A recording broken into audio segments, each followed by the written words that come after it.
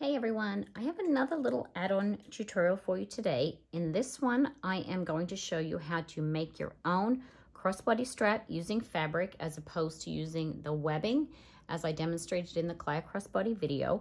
You can use this for any crossbody strap that you need.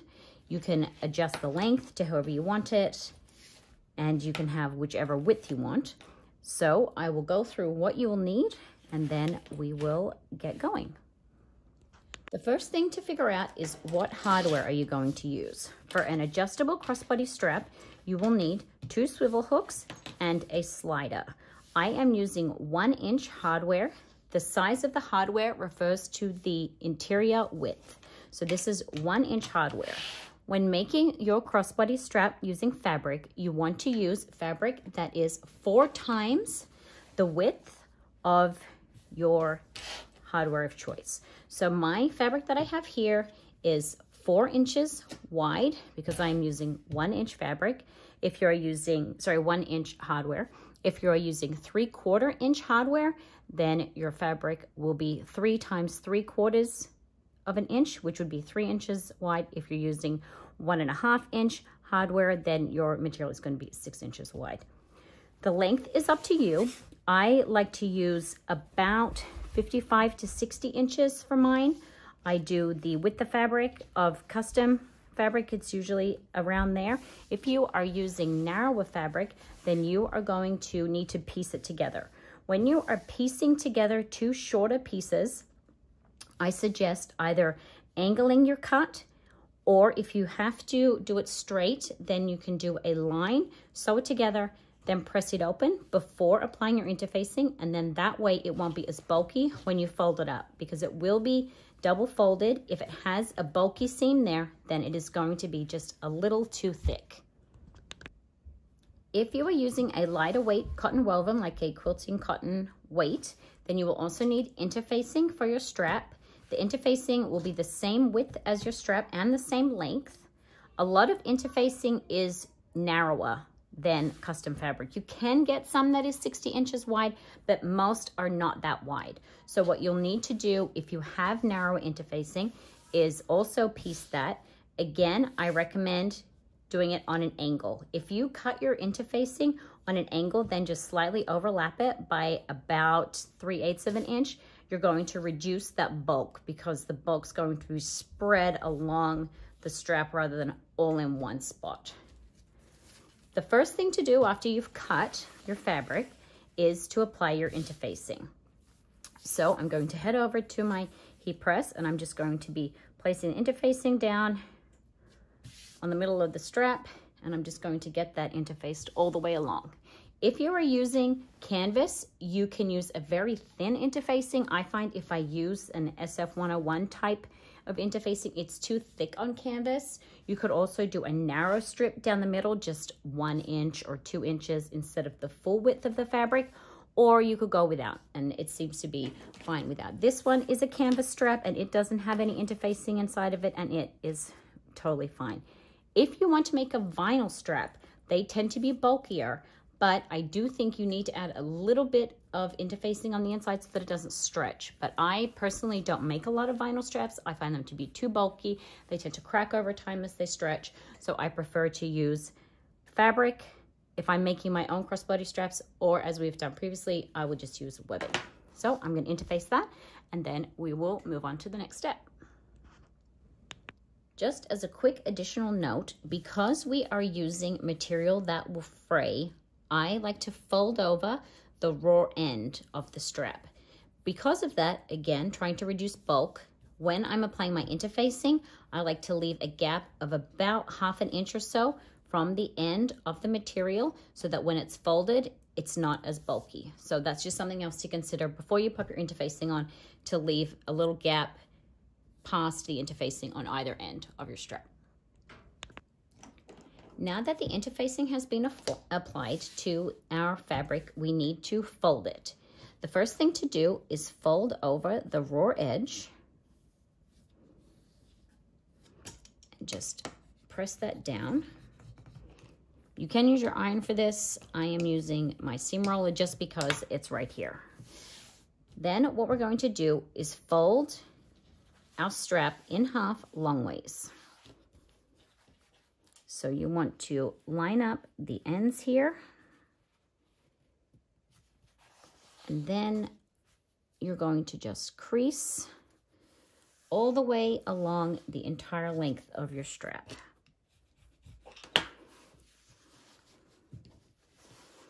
Again, you probably want to use your iron.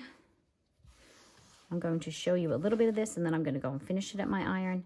I'm not going to make you watch that because ironing is boring enough when you're doing it. I don't think you want to watch me iron 60 inches of this strap in half. So just showing you folding it in half, and I'm just going to be pressing along that crease there. Now we have our strap folded in half long ways. We are going to fold these raw edges to that center crease that we just made. So the way we do that is you just fold that in to the crease, and then we're just pressing along one side.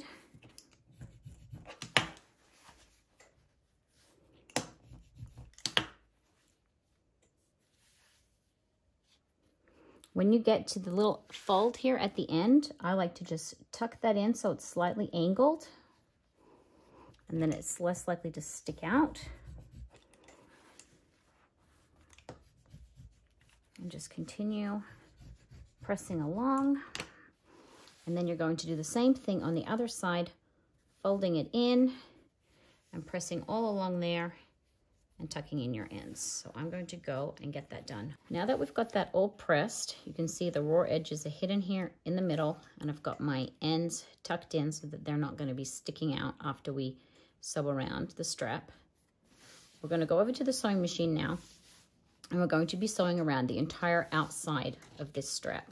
I like to start at the open side, not in the bulky end bit, but just a little bit further on, and then we're going to sew all the way down the open side. I recommend using a walking foot when you're sewing straps. It just helps it to feed more evenly, and you won't get twisting in your strap. If you don't have a walking foot, then I recommend sewing to the end and across, taking your strap off, flipping it over, and sewing down the same side again so that you're not going to get the twisting that happens if you don't have an even feed through your machine. I also increase my tension when I am sewing straps. It just helps you to get a tighter stitch through the bulk. Your machine may be different. If you have one that does auto tension, you may not need to do that. For mine, it does have auto tension, but I still need to just slightly increase the tension so that it is an even stitch through the bulk of the strap. So I'm going to head over to the machine, and we're going to sew around this whole thing. When I am top stitching, I like to choose a point on my presser foot to use as my guide to get an even stitch line. For the walking foot, I use the inside of the right foot here. I have my needle set to the center position so that I'm getting feed from the upper feed dogs and the lower feed dogs with the walking foot, and I will use a stitch length of 4. If you are using a regular presser foot, not a walking foot, as I said, I recommend sewing down one side first and then sewing down the same direction on the other side.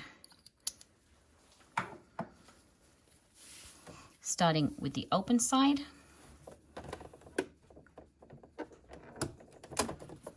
I am using the inside edge of this presser foot as my guide right here. You can see I've lined up the edge of my strap with that metal inside of the foot. I'm using a 4 as my stitch length, and I'm going to sew straight down that one side, and I'm not going to backstitch here.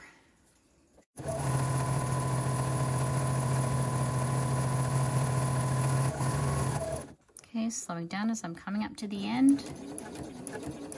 I'm going to go all the way to the end, stop just short, raise the presser foot, turn 90 degrees, so I can do one extra stitch there, but I'm going to hand crank that just because of the layers. I'm just going to get that right where I want it. Then turn. I'm going to sew across the end here, but I'm going to hand crank again. Sometimes with the bulk, the machine may skip a stitch. Then turn again. Because I'm using the walking foot, the strap is not likely to twist, so I'm going to sew now down the closed side. If you don't have a walking foot, I would finish your stitches here at the end and then turn it over so that you're sewing from this end again, going down here, rather than sewing around like a very, very long rectangle.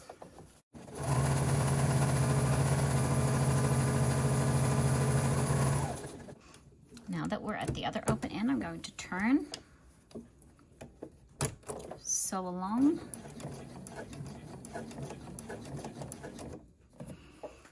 hand crank to get the last stitch on the end there right where I want it. Turn again to meet our threads here. Then without back stitching, I'm going to pull this off the machine. I'm going to pull the threads through to one side. I'm going to tie a knot in these 4 threads here, and then I'm going to thread it through that stitch line and up out this gap, and then I'm going to snip the thread just there inside that fold.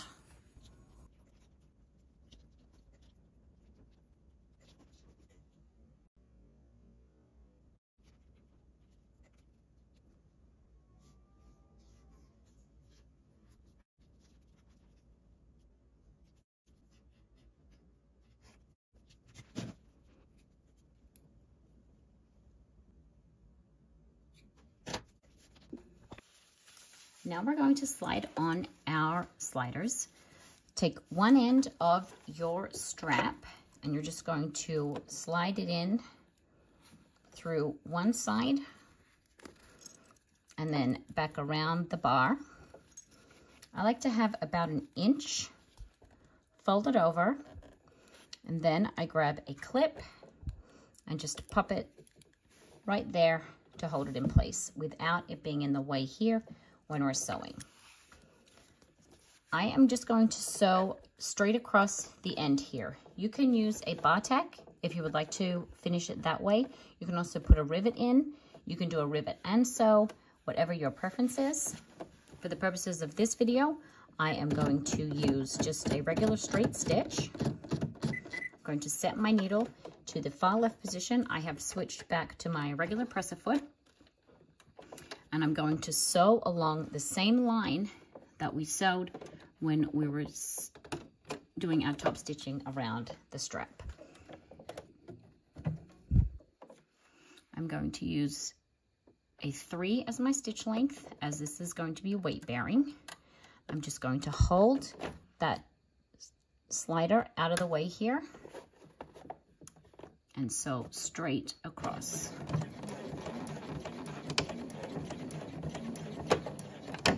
Then going to sew backwards, back across the same line, and then forward one more time.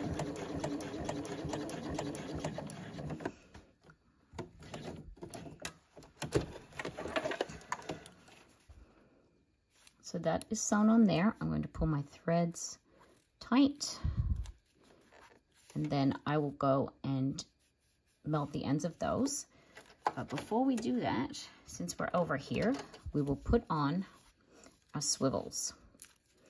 So we have the adjustable section done here. Now what we're going to do is put on the swivel. So I'm going to turn it over, the strap over, so that the folded end is facing up. And this part is going to form the inside of the loop. Grab the other end of your strap, making sure that it is not twisted. So you want it to be smooth, loop around, flat on top of each other. So it's folded here and it's flat all the way down, no twists. Then you're going to take your first swivel. You want to slide it on with the hook facing upwards. So you're going to slide that end through there, and then that's just going to go all the way down to the bottom, and then you can check again by pulling it taut that it is nice and flat. and there's no twist there, and you want to see the folded side up.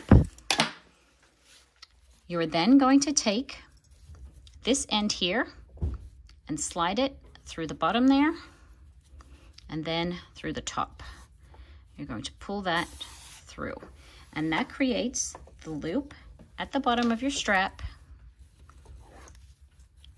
with that swivel. This is the adjustable part of your strap, and as you can see, it's nice and flat there, and the fold is enclosed inside the lip.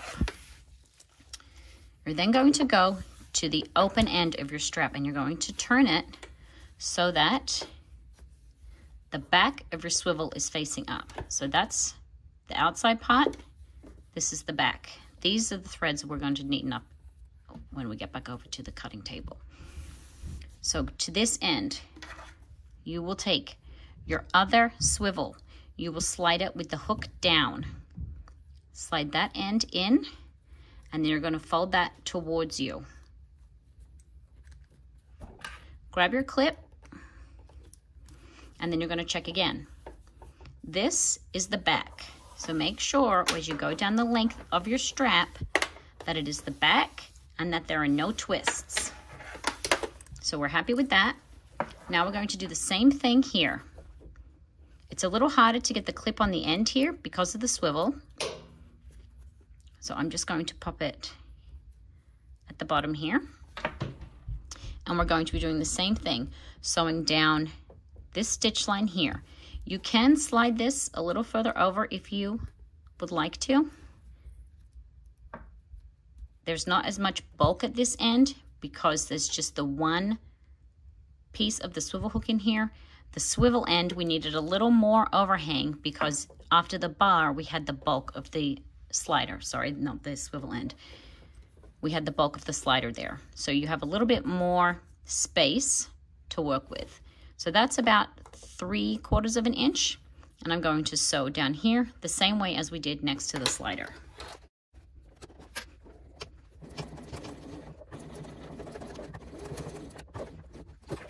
Pull that off. You can see the line there. Pull your threads tight, and then we can go and finish off those stitch lines.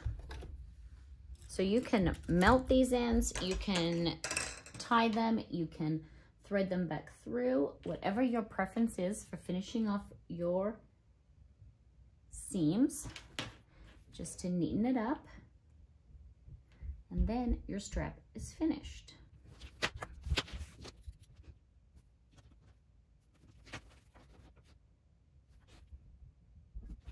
So there you have your finished crossbody strap, adjustable with the slider there, swivel on either end, and the last thing that we need to do is attach it to our bag. So grab your swivels, pop it on, and there you have it. You've made a crossbody strap that perfectly matches your bag. Thanks, everyone.